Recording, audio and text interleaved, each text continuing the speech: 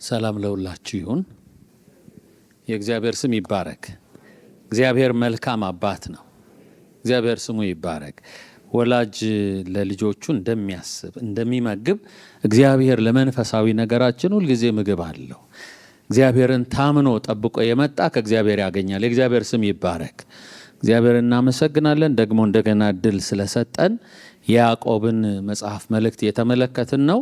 የያዕቆብ መጽሐፍ ሐሳቡን ከአቲንክ 3 ሳምንት በፊት ጀምሮ እየተሰጠ ያለ ነው። ዛሬም ቀጥለን የምዕራፍ 4 ላይ የቀረውን ሐሳብ ማየት እንሞክራለን። አጭር ጸሎት እናድርግና እንጀምር። አምላካችን እግዚአብሔር ሆይ እናመሰግንሃለን። ክብር ላንተ ይሁን። የጸጋ ሁሉ ባለቤት አንተ ነህ። ሰጠህን እንሰጣለን። ሕይወት የሰጠህን አንተ ነህ። ልናመልክህ ልንሰግድልህ ሕያዋን ያረከን አንተ። ክብሩ ላንተ ይሁን። አምላካችን በእጃችን የሰጠኸውን ለቤተ ሥራ ብንሰጥ ተሰጥቶን ነው። ክብሩ ላንተ ይሁን። እግዚአብሔር ሆይ ቁጭ ብለን ልንሰማ ቃልህን ልንማር እድል ጤና የሰጠህን አንተ ነህ። ክብር ላንተ ይሁን። አቤቱ ከማዕድህ ቁረስልን። አሁንም የቃል ፍቺ ያብራ። ተናገረን። እኔና ሕዝብ የምንሰማበትን ጸጋ ስጠን። ከፍ በል። ይህን የሚጠላ ክፉ በጌታ በኢየሱስ ክርስቶስ ስም ስራው የፈረሰ የተከለከለ ይሁን። አምላክ ሆይ እናመሰግንሃለን። በጌታ በኢየሱስ ክርስቶስ ስም ጸለይን፣ አሜን። እግዚአብሔር ይመስገን። የምዕራፍ 4 ከቁጥር 13 ጀምሮ ያለውን ሐሳብ ነው የምንመለከተው። ባለፈው ሳምንት እዛ ጋር ደርሰን እንዳቆምን ታውቃላችሁ ከመጋቢ ግዛው ጋር። የምዕራፍ 4 13 ሐሳብ የሚነሳው ተያያዥነት፣ እንደምታውቁት መጽሐፉ በምዕራፍ በቁጥር የተከፋፈለው ከርሞ ስለሆነ ሐሳቡ ተያያዥነት ያለው ነው። የያዕቆብ ምክር ሐሳብ በምዕራፍ 3 ቁጥር 13 ላይ የሚያነሳቸው ሁለት ጥበቦች 15 ቀን የተነሱት ማለት ነው አሉ። ምድራዊ ዓለማዊ ስጋዊ የሰይጣን የሆነ ደግሞ ሰማያዊ የሆነ ጥበብ አለ ብሎ በጥበብ ሕይወትን በመምራት የሚናገርን መርህ አስቀምጦ ነው እና እነኚህ ሁለት የሕይወት መርሆች የሕይወት ፍልስፍናዎች ሕይወታችን የሚነዳበት የሚሄድበት ደግሞ በፍጻሜ ዋጋ የምንቀበልበትን መስመር አስይዞ ይነሳል። ይህን የሕይወት መስመር ይህን የሕይወት አቅጣጫ ታዲያ እንዴት ነው የመረጣችሁት? የቱ ጋር ነው የኖራችሁት ብሎ ለተደራሲያኑ ቀረብ አድርጎ ያሳስባቸዋል። 4ኛው ምዕራፍ የሚጀምረው እንደዛ ብሎ ነው። በእናንተ ዘንድ ጦርና ጠብ ከወዴት ነው የሚመጡት ብሎ ሐሳቡን ወደኛ ያስጠጋዋል፣ ወደ ኦዲየንሱ ያስጠጋዋል። ያኔ ታዲያ ሲያስጠጋው ውስጥ ያሉ ምኞቶቻችሁ ናቸው። ምኞታችሁ ደግሞ በድሎት መኖር፣ የማይረካ ረሃብ፣ የማይጠግብ ረሃባችሁ እኔነታችሁ ነውና እሱ ለጥፋታችሁ በር መክፈቻ ሆኗል። ሰማያዊ ጥበብ እንዲህ አይነት አይደለም በሚል ምክር እየመከረ የሚወርድበት ነው። ይህ አስተሳሰብ የእኔነቱ አስተሳሰብ ከእግዚአብሔርም ጋር ያጋጫል። እንደውም ወደ ቁጥር 4 ላይ አመንዝሮች ሆይ ዓለምን መውደድ ከእግዚአብሔር ጋር እኮ ጥል ነው ብሎ አመንዝሮች ብሎ ነው የሚጠራቸው። ማለት እግዚአብሔር የኔ እንድትሆኑ ለኔ ሕይወት ለኔ ዓላማ እንድትኖሩ ዋጋ ከፍዬ ካገኘኋችሁ በኋላ ለናንተ ምኞት እኮ ስትኖሩ፣ ለናንተ ፍላጎት እኮ ስትኖሩ የከፈልኩትን ዋጋ የኔ ናችሁ ብዬ ያስኩትን የገባሁትን ኪዳን ማፍረሳችሁ ማስቀናታችሁ ነው። ቁጥር 5 ላይ እሱ የሚናገረን ያ ነው እና በውስጣችሁ ያደረው መንፈስ አይቀናም ወይ ይላል።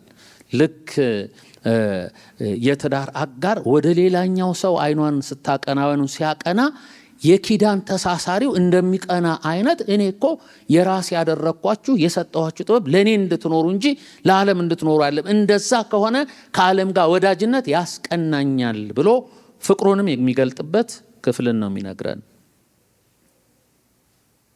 ወይስ መጽሐፍ በእኛ ዘንድ ያሳደረው መንፈስ በቅናት ይመኛል ያለው በከንቱ እንደተናገረ ይመስላችኋልን ብሎ ቁጥር 5 የሚጠይቀው እሱ ነው። ነገር ግን ቁጥር 6 ላይ ጸጋን አብልጦ ይሰጣል። ስለዚህ እግዚአብሔር ትዕቢተኞችን ይቃወማል፣ ለትሑታን ግን ጸጋ ይሰጣል ብሎ አሁንም እድልና ጥሪውን ያቀርባል። ይሄ ሕይወት መንገድ ምርጫችን ታዲያ እንዴት እየሆነ ነው የሚቀጥለው? እንዴትስ ሊሆን ይገባል የሚለውን ማሰብ ተገቢ ይሆናል። እግዚአብሔር ለሚመርጡት ለፈለጉት ጸጋን የሚሰጥ አቅም የሚሰጥ ጉልበት የሚሰጥ እንደሆነ ይመክራቸዋል። ያዕቆብ ለእንዲህ ያለው ሕይወት እንዲዘጋጁ ጸጋ ለሚቀበለው ሕይወት እንዲዘጋጁ ምክር ይመክራል። ትንሽ ልባቸው በዓለም ነገር ተይዞ ወደው ራሳቸውን የሚኖሩለትን ዓላማ ምቾቶቻቸው ያደረጉ ግድ የለም ተመለሱና ለእግዚአብሔር ጸጋ የምትሆኑ ትሆናላችሁ የሚለውን ምክር መስጠት ይጀምራል። ይህንን ምክር በመደዳ ከቁጥር 7 እስከ 10 ባለፈው በከፊል የተመለከትነው ሐሳቦች ያነሳል። እንግዲህ ለእግዚአብሔር ተገዙ፣ ዲያብሎስን ግን ተቃውሙ፣ ከእናንተ ይሸሻል። ወደ እግዚአብሔር ቅረቡ፣ ወደ እናንተ ይቀርባል። እናንተ ኃጢአተኞች እጃችሁን አንጹ፣ ሁለት ሐሳብ ያላችሁ እናንተ ልባችሁን አጥሩ። ተጨነቁና እዘኑ፣ አልቅሱም። ሳቃችሁ ወደ ሐዘን፣ ደስታችሁ ወደ ትካዜ ይለወጥ። በጌታ ፊት ራሳችሁን አዋርዱ፣ ከፍ ከፍ ያደርጋችኋል ብሎ ይህንን ምክር እስከ 10 ባለው ክፍል ይሰጣል። እስከ 10 ባለው ክፍሎች 10 ነጥቦችን በጣም ጠጋ አድርጎ ይናገራቸዋል። ከ7 እስከ 10 እና ወደ እግዚአብሔር ቅረቡ፣ ዲያብሎስን ተቃውሙ እያለ የሚመክራቸው የህይወት መርሃችን ሰማያዊውን ጥበብ ተከትሎ ከሆነ ለእርሱ በተሰጠ ህይወት ውስጥ እንዳንኖር የሚከለክሉን እነኚህ ናቸው። እነኚህን ትታችሁ የምትመለሱ ንስሐ የምትገቡ የምትጣጠቡ የምትተዉ ከሆነ እርሱ እግዚአብሔር በጌታ ፊት ራሳችሁን ስታዋርዱ ምን ያደርጋቸዋል? ከፍ ከፍ ያደርጋቸዋል፣ ይምራል፣ እድል ይሰጣል ብሎ እስከ ቁጥር 10 ይመክልና ወንድሞች ሆይ እርስ በርሳችሁ ምን አታድርጉ?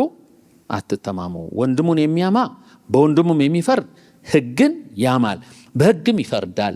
በሕግ ብትፈርድ ፈራጅ ነህ እንጂ ሕግ አድራጊ አይደለም። ሕግን የሚሰጥና የሚያደርግ የሚፈርድ አንድ ነው፣ እርሱም ሊያድን ሊያጠፋ የሚችል ነው። በሌላው ላይ የምትፈርድ አንተ ማን ነህ ብሎ ትልቅ ጥያቄ ጠይቆ ወደሚቀጥለው ሐሳብ ይወጣል። እዚህ 2 ቁጥር ላይ እርስ በርሳችሁ አትተማሙ፣ አንዱ ሌላውን ከጀርባው አይበል አይናገር። ታውቃላችሁ ሰው ራሱን ሴንተር ሲያደርግ ምቾቱን ብቻ ሲፈልግ ሌላውን ይገፋል፣ ሌላውን ይጫናል እና ከዚህ የተነሳ ላይፍ ስታይላቸው ኑሯቸው እንዲህ አይነት ሆኗል እና ግዴላችሁም እግዚአብሔር ከፍ እንዲያደርጋችሁ ተውት ብሎ መክሮ ተውት ብሎ ገስጾ የጠራቸውን ከዚህ በኋላ ይሄ ህይወት የእናንተ መርህ አይሁን፣ በእግዚአብሔር ፊት እንደሚታይ ጌታ እንደሚሰማችሁ አስባችሁ ንግግራችሁ እንደዛ ይሁን። አንተ የሌላውን ህይወት መዝነ የምትፈርድ ማን ፈራጅ አደረገ የሚል ጥያቄ ይጠይቃል። እንደዛ የምታረግ ከሆነ የምትፈርደው ህግ ላይ ነው፣ ህግ ሰጪ እግዚአብሔር ነው።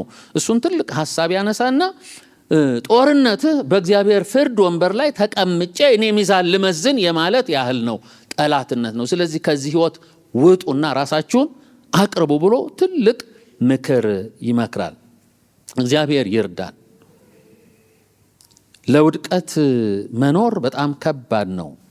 እንዲህ አይነት ህይወት ሲለመድ ቀላልና ተራ ኖርማል ስለሚመስል ልክ ነው ልክ አይደለም የምንለው ቃላት ድንገት በልባችን እየሞላ ሌላውን ፍርድ ላይ አስቀምጠን መናገር ይቀለናል።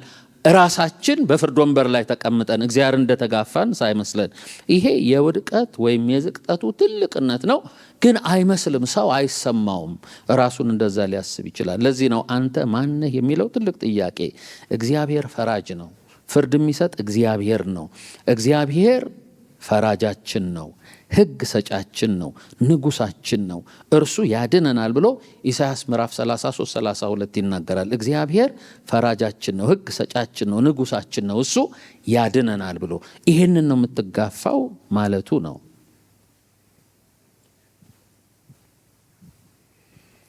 በማስቀጠል ያዕቆብ ዛሬ የምንመለከተውን ከ13 ጀምሮ ያለውን ክፍል መምከር ይጀምራል። ከ13 እስከ 17 ባለው ክፍል ውስጥ ሌላ የህይወትን አቅጣጫ አንስቶ ምክሩን ይቀጥላል።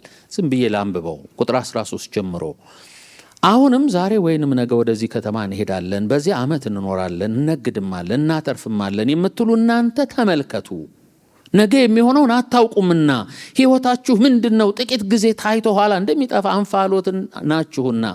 በዚህ ፋንታ ጌታ ቢፈቅድ ብንኖር ይህን ወይንም ያን እናደርጋለን ማለት ይገባችኋል። አሁን ግን በትዕቢታችሁ ትመካላችሁ፣ እንደዚህ ያለ ትምክህት ሁሉ ክፉ ነው። እንግዲህ በጎ ለማድረግ አውቆ ለማይሰራው ኃጢአት ነው ብሎ ምዕራፍ 4ን ይዘጋዋል። በዚህ ክፍል ላይ ምሳሌ አድርጎ የሚያነሳቸው በጣም አቅደው አስበው ንግድ ውስጥ የተሰማሩ አይነት ሰዎችን ነው። ከአድሬስ ከሚያደርጋቸው ከሚናገራቸው ማህበረሰብ መካከል እንዲህ አይነቶችም አሉ። በነገራችን ላይ በዚያ ዘመን ንግድ አንዱ የህይወት ትልቁ የህይወት አቅጣጫ ነው። ስለ ንግድ ሲሳሰብ ዝም ብሎ ነጋዴ ብቻ እንዳታስቡ። ህይወትን ለመምራት ለማስተካከል ስንወጣ ስንወርድ የምንሸጠው የምንገዛው ነገር አለን። አንዳንዱ ተምሮ ገዝቶ ማለት ነው። ገዝቶ መሸጥ አይደለም የነጋዴ ስራ። እውቀት ገዝቶ ከፍሎ ጊዜውን ገንዘቡን ያገኘው እውቀትን ደግሞ የሚሸጥበት ቢሮ አለው። ሐኪም ሆኖ ሊሆን ይችላል፣ ኢንጂነር ሆኖ ሊሆን ይችላል። የሆነውን ሆኖ ደግሞ እውቀቱን ይሸጣል እና ሰው እየገዛና እየሸጠ የሚኖር ነው።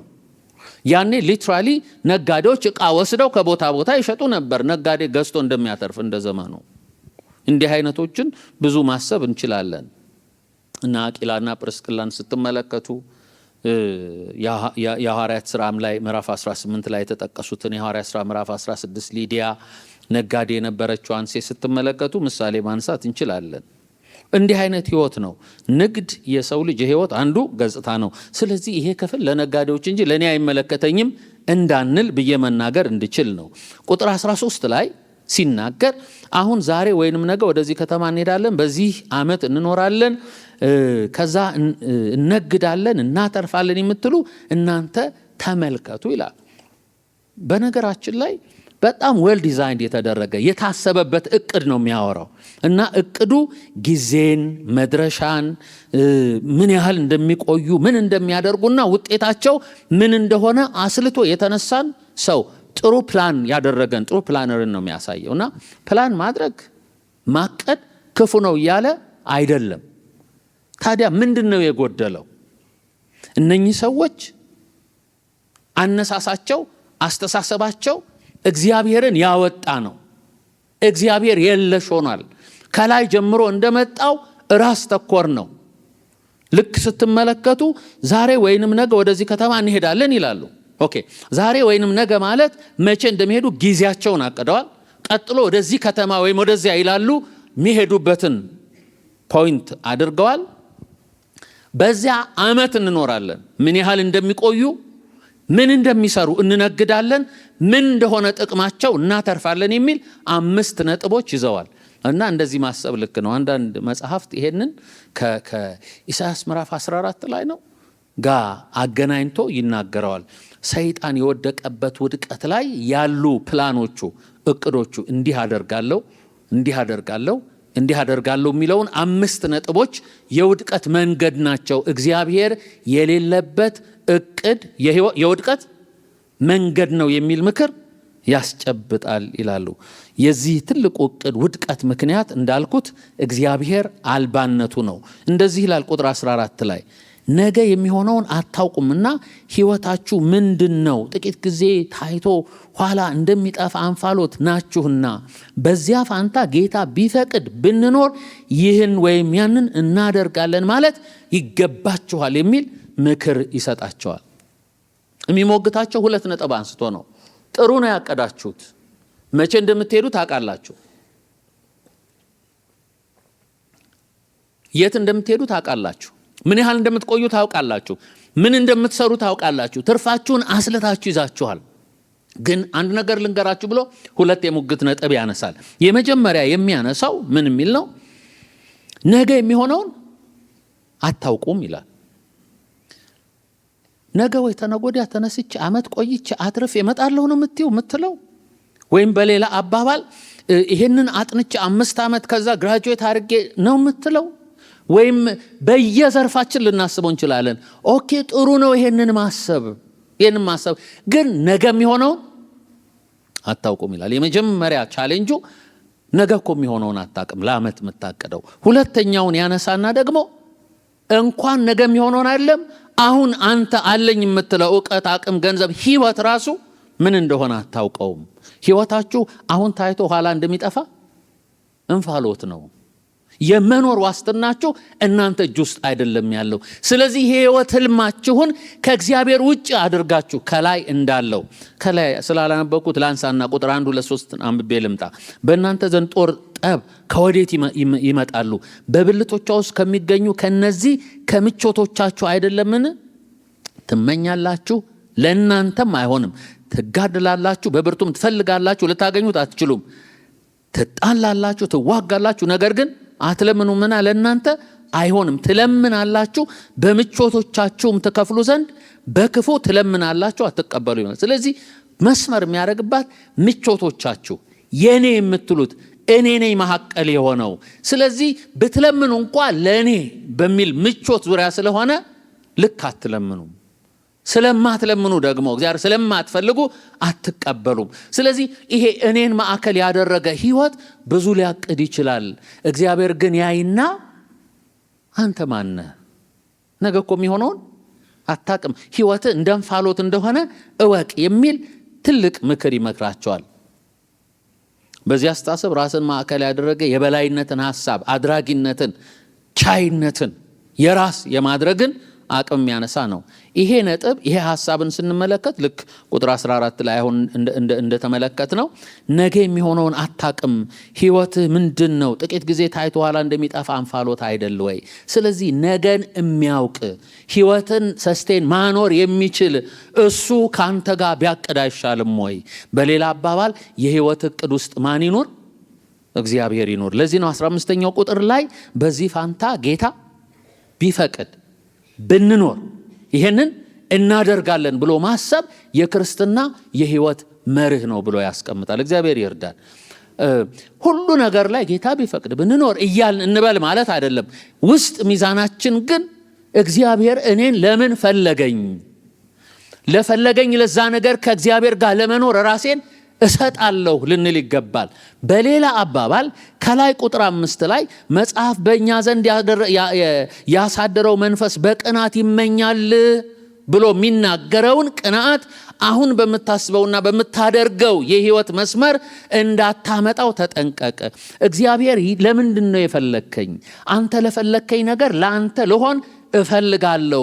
ስለዚህ እግዚአብሔርን በህይወት ስታስገባ ምኞት ሳይሆን የሚመራ ሐሳብና ፈቃዱ ይሆናል። እግዚአብሔር ይርዳን። ህይወት እንደ አማኝ በክርስቶስ ደም የተገዛ ማንነት የኛ ያልሆነን ህይወት ለራሳችን ሳይሆን ለእርሱ የምንኖረው እንዲሆን ይገባል። ስለዚህ እግዚአብሔር የሥራችን ሁሉ የሐሳባችን ሁሉ ምን ይሁን? ተካፋይ ይሁን። እግዚአብሔር ሆይ ፈቃድህ ምንድን ነው የሚል ህይወት ይኑረን። ይሄንን ሐሳብ ያነሳና ክርስትና ለዚህ ሐሳብ የመኖር ህይወት ነው፣ የመገዛት ህይወት ነው። ኦኬ፣ በዋጋ ተገዝተናል። ተገዝተን የምንኖረው እንጂ የመግዛት ህይወት አይደለም። የማዘዝ ህይወት፣ የስልጣን ህይወት አይደለም። በዚህ አባባል ውስጥ ነገ ሄዳለሁ እንዲያረጋለሁ ብሎ ማሰብ ህይወትን ተቆጣጥረን ጊዜን በእኛ ቁጥጥር ስር አድርገን የመሄድ ያህል ነው እና ያያይና ሉቃስ ወንጌል ትዝ ይላቸዋል። አንድ ባለጠጋ በጣም ሀብቱ እርሻው እንትን ሆነ። አሁን ሲያየው ጎተራይ ማይበቃም አለ። ጎተራውን አፈረሰ፣ አከማቸ ይላል። ከዚህ በኋላ ብዙ መስራት አያስፈልገኝም፣ ነፍሴን ቁጭ በይና ቢጠጭ እረፍ ይላታለሁ አለ። ይህንን ሰነፍ ሰው እግዚአብሔር በሌሊት መልአክ ላከና እንዲህ አለው፣ አንተ ሰነፍ ነፍስን ሊወስዷት መጥተዋል፣ ለማን ነው ያከማቸው አለው ይላል። እና ኢየሱስ የሰጠው ምሳሌ ሰርተ ልታገኝ ትችላለህ፣ ግን ከእግዚአብሔር ጋር ያልሰራው ነገ በእጅህ ምን ይሆናል የሚል ትልቅ ፍርድ ይዞ ይመጣል። ለዚህ ነው ህይወታችን ተገዝተን የምንኖረው እንጂ ፈልገን የምንጎትተው አይደለም። ቁጥር 17 ላይ ሲናገር እንግዲህ በጎ ለማድረግ አውቆ ለማይሰራው ኃጢአት ነው ብሎ ይደመድመዋል። ምን ማለት ነው? በጎ የሆነውን ነገር እያወቁ አለማድረግ ኃጢአት ነው ማለት ነው? አዎ።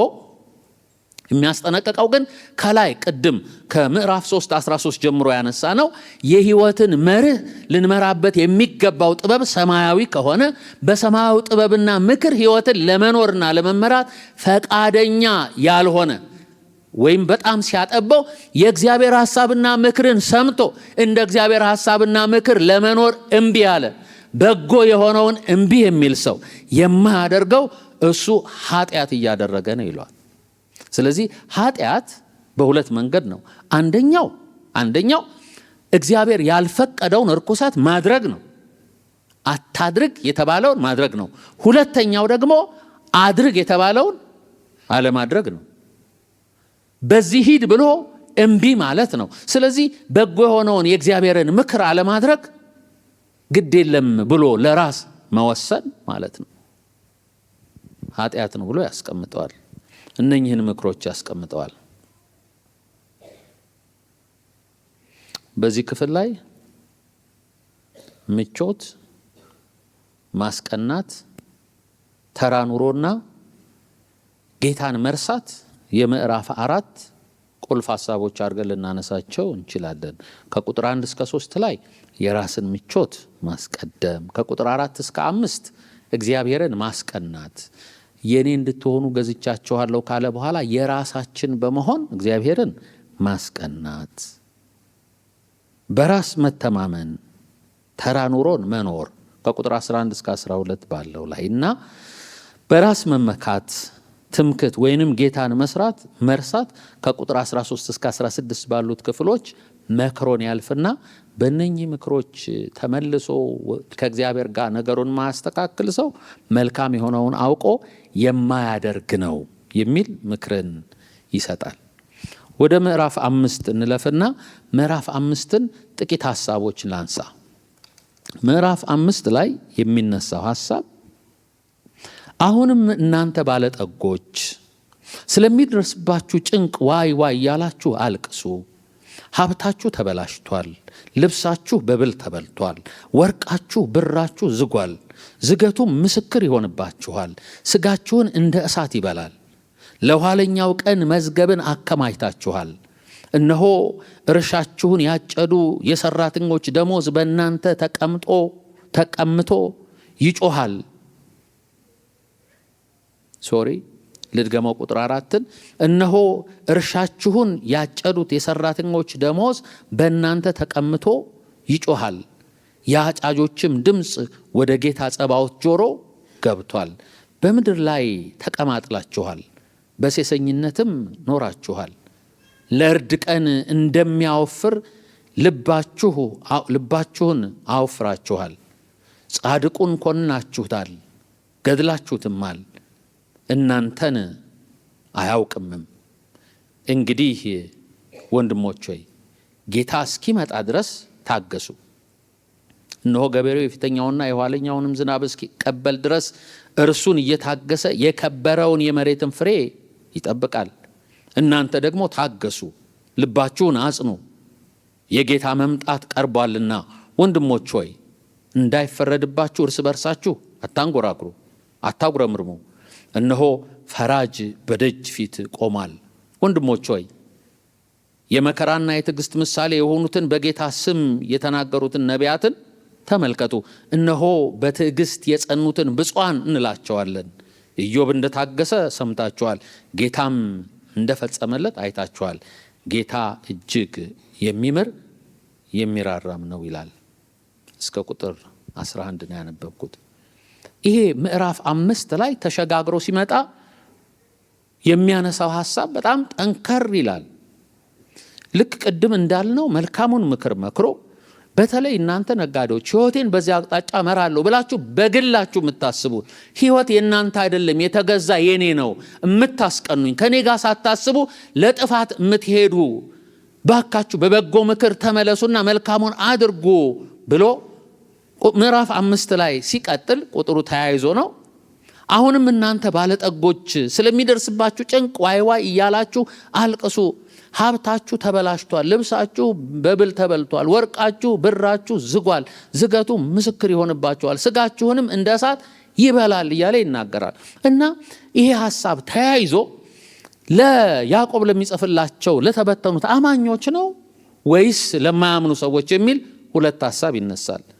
ሁለቱንም ማየት ይጠቅማል ብዬ አስባለሁ። ምክንያቱም እዚህ ቦታ ላይ ሕይወታቸው ምዕራፍ 5 ላይ እናንተ ባለጠጎች ለምንድን ነው ዋይ በሉ ለምንድን ነው ብሎ የሚናገረውን ሐሳብ ሲያነሳ በምድር ላይ ቁጥር 5 ተቀማጥላችኋል፣ በሴሰኝነት ኖራችኋል፣ ለእርድ ቀን እንደሚያወፍር ልባችሁን አወፍራችኋል ብሎ ይነግራቸዋል። የሚናገረው አሁን ተቀማጥላችሁ እየኖራችሁ በምቾቶቻችሁ በምኞቶቻችሁ እያደራችሁ ነው ያላችሁት። አሁን ተድላ ውስጥ ነው ያላችሁት። ሌላውን ማሰብ አልቻላችሁም። ስለዚህ ፍርድ ይመጣባችኋል። በሌላ አባባል እግዚአብሔር በእጃችሁ የሰጣችሁ ስኬት ሁሉ እግዚአብሔር ለእናንተ ያደረገው የኛ የምትሉት ነገር ሁሉ አዚፍ እናንተ የራሳችሁና በራሳችሁ እንዳገኛችሁት ብቻ የምታስቡት ሊሆን አይገባም። ራሳችሁ የእርሱ የሆናችሁለት እርሱ በእናንተ አጀንዳ ስላለው ያንን አጀንዳ ለማድረግ ልትስተካከሉለት ይገባል የሚል ምክርም የሚያነሳ ስለሆነ ነው። ስለዚህ አማኞችን ይመለከታል አይመለከትም የሚል ሙግት ያለበት ነው ብያችኋለሁ። ያንን የሚያነሱበት ሌላኛው ነጥብ እዚህ ቦታ ላይ ይሄንን ከተናገረ በኋላ ቁጥር 7 ላይ ወንድሞች ብሎ ስለ ወንድሞች ስለሚናገር ከላይ ወንድሞች አልተባሉም እንዲያውም ፍርድ ብቻ ነው ይጠብቃቸዋል የሚል ማስጠንቀቂያና ስለ ፍርድ የሚናገር ከሆነ ፍርድ የሚመለከተው ወንድሞችን አይደለም ለንስሐ አልጠራቸውም የሚል አስተሳሰብ የያዙ የሚያውበት አመለካከት ነው። በነገራችን ላይ አማኞች ስለሆን ጌታን ስላመንና ስላወቅን ብቻ ከፍርድ ፍጹም ነፃ ሆነን መንግስተ ሰማይ መሰስ ብለን እንገባለን ብሎ ማሰብ ስተት ይመስለኛል። የተሰጠንን ሕይወት በጽድቅ ጠብቀን ልንኖርና ድህነታችንን ልንፈጽም ስለሚገባ መጽሐፍ ቅዱስ እንደዛ ስለሚያስተምር ለዚህ ነው ሁለቱንም ማሰብ ልክ ይሆናል ብዬ ያልኩት። እና እዚህ ክፍል ላይ ታዲያ ምንድን ነው የሚያነሳው? ምዕራፍ 4 ቁጥር 16 ላይ እንዲህ ይላቸዋል። አሁን ግን በትዕቢታችሁ ትመካላችሁ፣ እንደዚህ ያለ ትምክህት ሁሉ ምንድን ነው? ክፉ ነው ይላቸዋል። መክሮ አንመለስ ያሉ ቁጥር 16 ላይ እንደሚለው በትዕቢታቸው የሚመኩ በቃ እኔ አውቃለሁ የሚሉ አሉ። ይሄ ደግሞ ምንድን ነው ይላል? ክፉ ነው ይላል። ክፉ የሚለውን ቃል ወደ ዋናው ሄደን ስንተረጉመው ለፍርድ ራስን ማዘጋጀት ነው። ክፉ የሚለው ቃል ኃጢአት ነው። በኃጢአት ላይ እግዚአብሔር ይፈርዳል የሚለው ድረስ የሚሄድ ነው። ስለዚህ ምክሩን ሳይቀበል ሰው እምቢ የሚል አመፀኛ በትዕቢት የሚመካ ከሆነ ትዕቢት ውድቀት እንደሚያስከትል መጽሐፍ ስለሚነግረን ለውድቀት ራሱን ያዘጋጀ ነው ብሎ ይነሳና እንዲህ አይነቱ ሰው የሚኖረውን ሕይወት ይናገራል እና ፍርዱ ለምን እንደሚመጣበት ይናገራል። የመጀመሪያው ሀብታችሁ ተበላሽቷል ይላቸዋል። አሁን እናንተ ባለጠጎች ስለሚደርስባችሁ ጭንቋይ ያበሉ እያላችሁ አልቅሱ ይልና ሀብታችሁ ተበላሽቷል፣ ልብሳችሁ በብል ተበልቷል፣ ወርቃችሁ ብራችሁ ዝጓል፣ ዝገቱም ምስክር ይሆንባችኋል። ጥንት እንደምታውቁት አሁን ሀብት እያለ ስለ ሀብት ስለሚያወራ ግብይቶች በቁስ ይደረግ ነበረ። ንዕማን ከለምጹ እንዲነጻ የሶሪያ ንጉስ የአሶር ንጉስ ደብዳቤ ሲጽፍ ያለውን ትዝ ይላቸዋል። ደብዳቤ ጽፎ ለእስራኤል ንጉስ በሁለተኛ ነገሥት ምዕራፍ 5 ጀምሮ ስትመለከቱ ሂድ ለእስራኤል ንጉስ ደብዳቤ እጽፋለሁ ማለት እንድትነጻ መንገድ ከሆነ ሂድና ይፈውስህ የሚል ደብዳቤ ጽፍለታል። ንዕማን ደግሞ ወርቅ ብር ከዛ ደግሞ ልብስ ይዞ ነበር የሄደው እና አሁን እዚህ ጋር የሚያነሳቸው ልብሳችሁ ወርቃችሁ ብራችሁ የሚለው ያኔ የሚገበያዩበት የሚነግዱበት የሚሸጡት የሚገዙት ሕይወትን የሚያተርፉበት መንገድ ነው። እና ምን ብሎ ነው የሚናገረው? እናንተ ሰዎች ለራሳችሁ ድሎት እየኖራችሁ እናንተ ቤት ግን ብል የሚበላው ልብስ አለ። ሀብታችሁን ይናገራል። የከበሩ ልብሶች ተቀምጠው አለው ይባልላችኋል። ወርቅና ብራችሁ ተቆጥሮ ተከማችቶ ትልቅ አስብሏችኋል፣ ግን ዝገዋል ይላል። ኦፍ ኮርስ ወርቅ ብር አይዝግም በተፈጥሮ ግን እየተናገረ ያለው ራሳችሁን የምታሳዩበት የምትለኩበት ነገር እናንተ ጓዳ ሆኖ ፍርድ እየፈረደ ነው ይላቸዋል። በሌላ አባባል ምን ማለት ነው? እግዚአብሔር ያንን አንተ ጋር አንቺ ጋር ያስቀመጠውን የሚፈልግበት መንገድ እያለ የሚጠቀምበት መንገድ እያለ ባለ አደራነትን ረስተ ለራስ ስም ማስጠሪያ አከማችተ ያከማቸው እየበሰበሰ ብል እየበላውና እየዛገ እግዚአብሔር በአደራ የሰጠህን አባክነህ በፊቱ እንዴት ልትቆም ትችላለህ? እንዴት ከፍርድ ልታርፍ ትችላለህ? እንዲያውም ቃል በቃል ሲናገር ምን ያደርግባችኋል ብሎ ይናገራል። ቁጥር 3 ላይ ወርቃችሁ ብራችሁ ዝጓል፣ ዝገቱ ምስክር ሆኖባችኋል፣ ስጋችሁንም እንደ እሳት ይበላል ይላል። ማለት ሌላ ፍርድ አይደለም፣ ራሳችሁ ላይ ቁጣ ያመጣል። ዝገቱ ብረቱን እንደሚያጠፋው፣ ብሉ ጨርቁን እንደሚበታትነው፣ ይሄው የምትመካበት ትምክህት አንተን ለውድቀት ይወስድሃል የሚል ማስጠንቀቂያ ያስቀምጣል። ሁለተኛ ጥፋታቸውን ደግሞ ሲናገር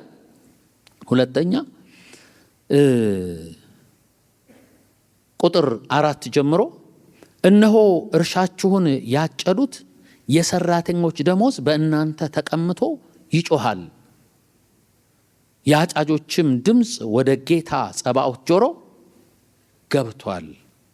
በምድር ላይ ተቀማጥላችኋል፣ በሴሰኝነት ኑራችኋል፣ ለእርድ ቀን እንደሚያወፍር ልባችሁን አወፍራችኋል። ጻድቁን ከናችሁታል፣ ገድላችሁትማል፣ እናንተን አያውቅም ይላል።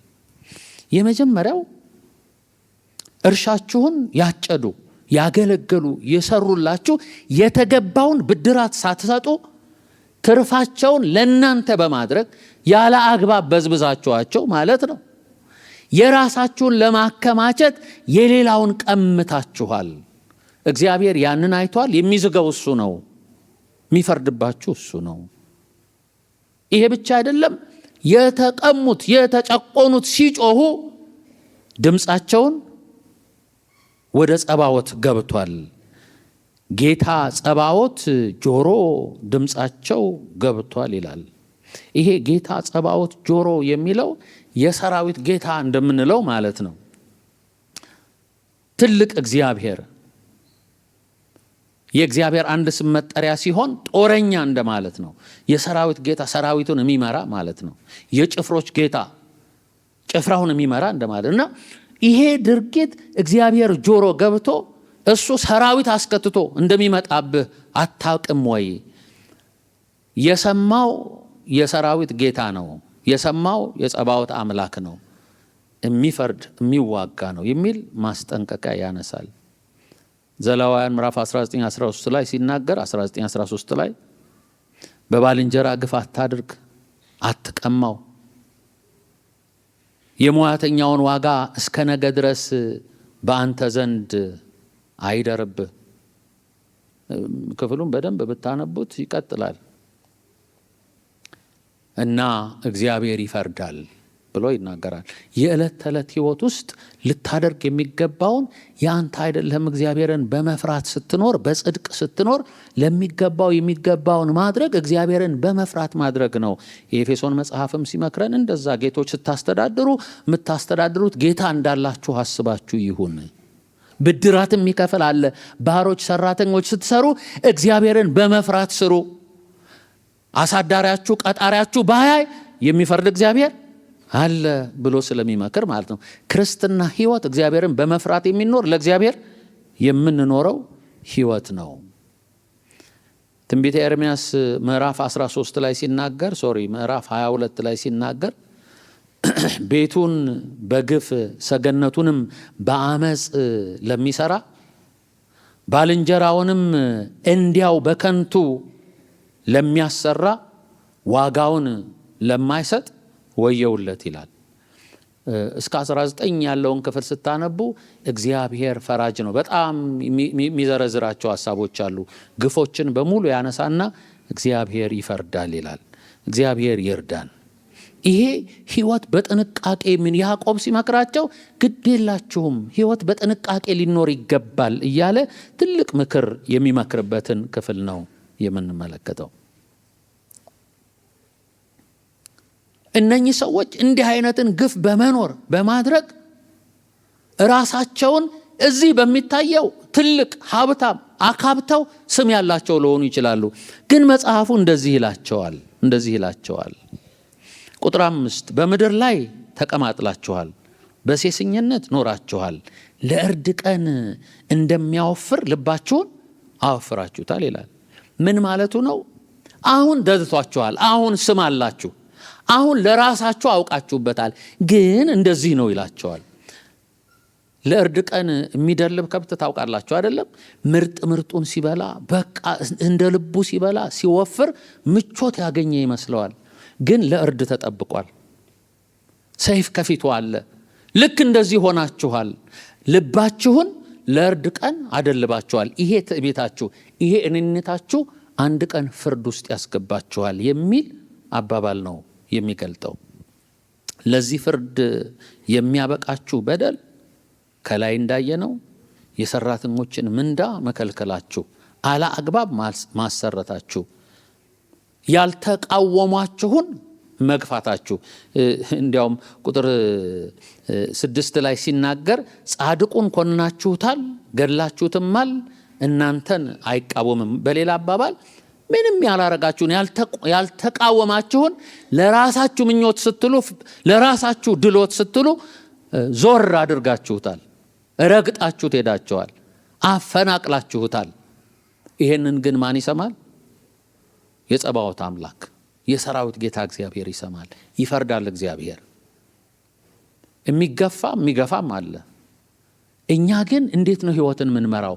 ሰማዩ ጥበብ ህይወታችንን ገዝቶ የሚመራ ከሆነ ለእኔ ከምንኖረው በላይ ለእግዚአብሔር ማደራችን እርግጠኛ ሲሆን በጥንቃቄ የምንኖረው ህይወት ይሆናል።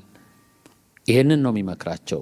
ለዚህ ፍርድ የሚያበቃቸው እነኚህ ናቸው። ስለዚህ እንባችሁ፣ ጩኸታችሁ፣ የተገፉት የረገጣችኋቸው ወደ ጸባዖት አምላክ ስለገባ ፍርድ ስለሚመጣባችሁ ተጠንቀቁ።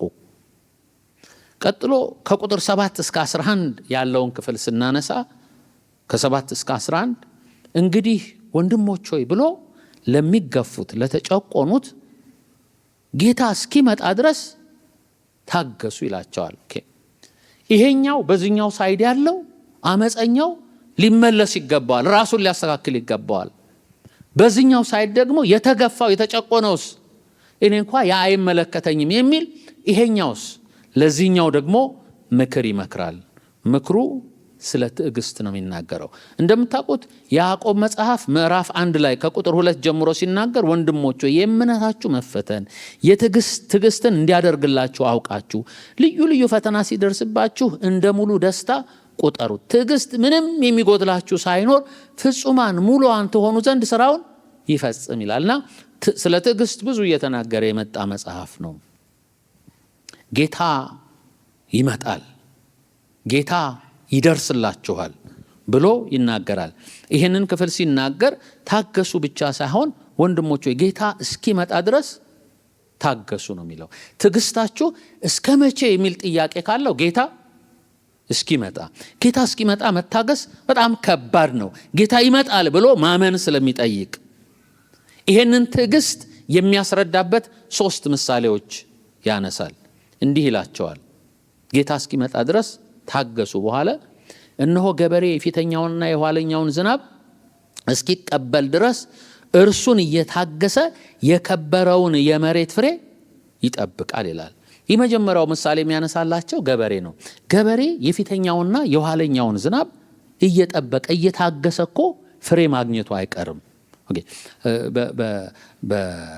ይህ አሁን መልእክቱ በሚላክበት አካባቢ ያለውን ከኛ ብዙ የሚራራቅ አይደለም። አካባቢ ማሰብ የግብርናውን አስተሳሰብ ማሰብ ይገባል። ፊተኛና ኋለኛ ዝናብ የሚባል አለ። የፊተኛው ዝናብ የሚመጣው ይሄ ጥቅምት ህዳር አካባቢ የሚዘንብ ነው። ሁለተኛው ኋለኛው ዝናብ ደግሞ የሚለው ሚያዝያ፣ ግንቦት፣ ሰኔ፣ ሚያዝያ፣ ግንቦት አካባቢ የሚዘንበውን ነው። እና ገበሬ እንደዚህ ነው የሚያደርገው። አርሶ በትዕግስት ሰርቶ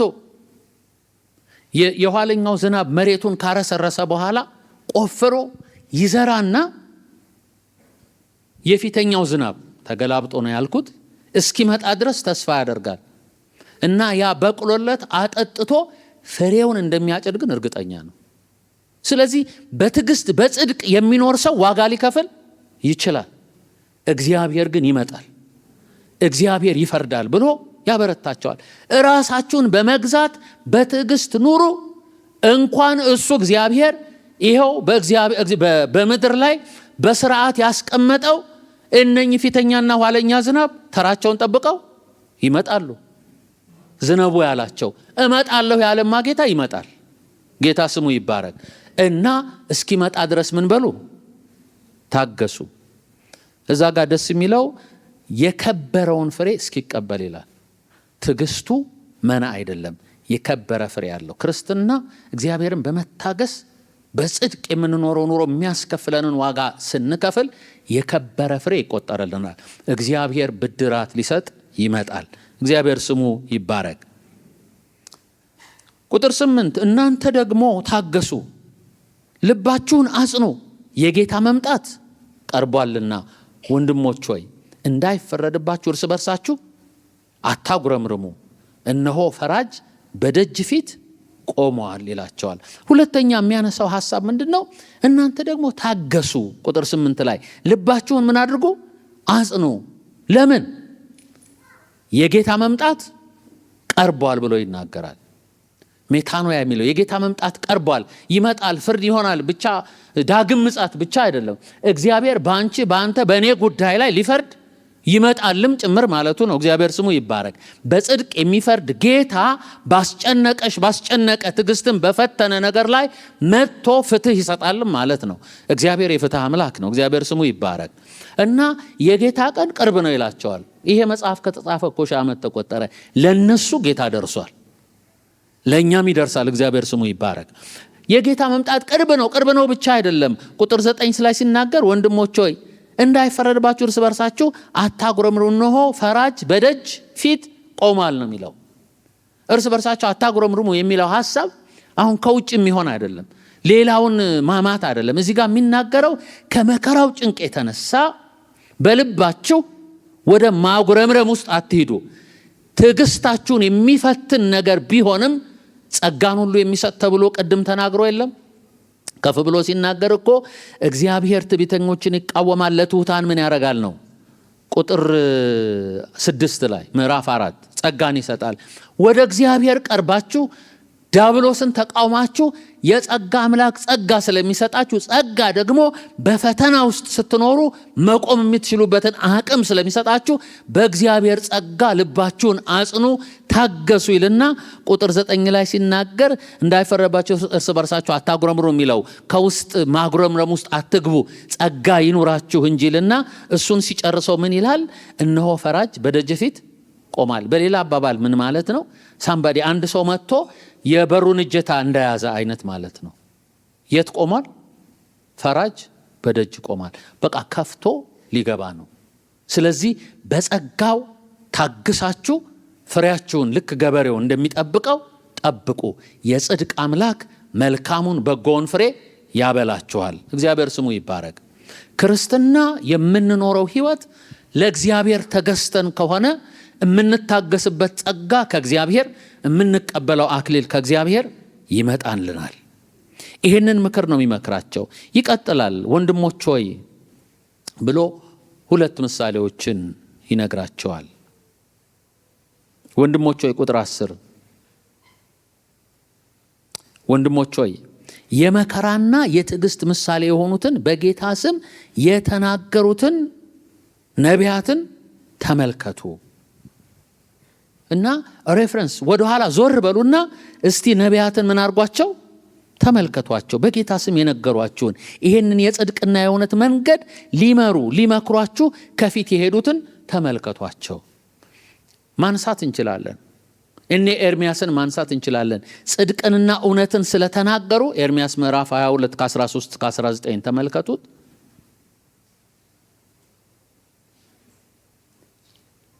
ጽድቅንና እውነትን ስለተናገሩ ግፍ የተደረገባቸው በማጥ ውስጥ የተጣሉ፣ እግዚአብሔር ግን በጊዜው የደረሰላቸው ብዙ ነቢያት አሉ።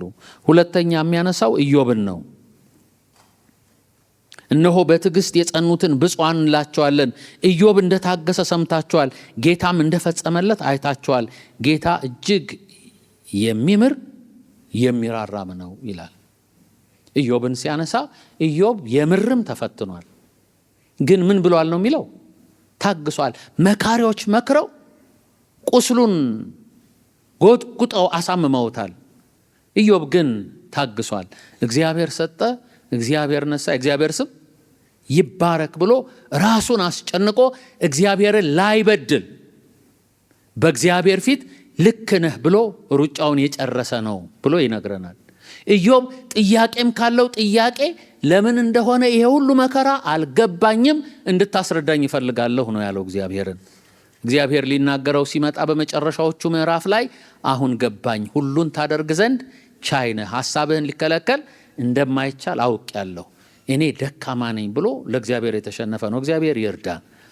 ሕይወታችን ውስጥ የምንከፍለው ዋጋዎች አንዳንዱ ለምን እንደሆነ ግራ እስኪገባን ድረስ ላናውቀው እንችላለን። ፈራጅ ግን በደጅ ቆሟል። እግዚአብሔር ይመስገን። እግዚአብሔር አለ። ያዕቆብ ምን እያላቸው ነው? ይሄ የተሰጣችሁ ሕይወት ስንዝርና ጊዜ ነው፣ ያበቃል። እናንተ ትዕቢተኞች፣ ትምክተኞች እንዲህ አረጋለሁ፣ እዛ ሄዳለሁ፣ ሰራለሁ፣ አተርፋለሁ የምትሉት ራሳችሁም እንደሆናችሁ ነገም የሆነውንም አታቁም። እናንተ ደካሞች በቃ አቃተኝ እኮ ብላችሁ ልታጉረመርሙ የተነሳችሁ ጸጋን ለትሑታን የሚሰጥ ጌታ አለ። ጸጋን ተቀበሉ። ስለዚህ የበደላችሁ ተመለሱ፣ የሳታችሁ ተመለሱ፣ የደከማችሁ ደግሞ ጸጋን ጠይቁ፣ ይሰጣል። እሱ በደጅ ቆሟል። ጌታ ይመጣል። የእግዚአብሔር ስም ይባረክ። ይሄንን ሕይወት የሰጠን ልጁን መስዋዕት አድርጎ ራሱን መስዋዕት አድርጎ ሕይወት የሰጠን ጌታ የተቀበልነውን ሕይወት ጠብቀን እንድንኖር ጸጋን የሚሰጥ እርሱ ነው። እንጸልያለን።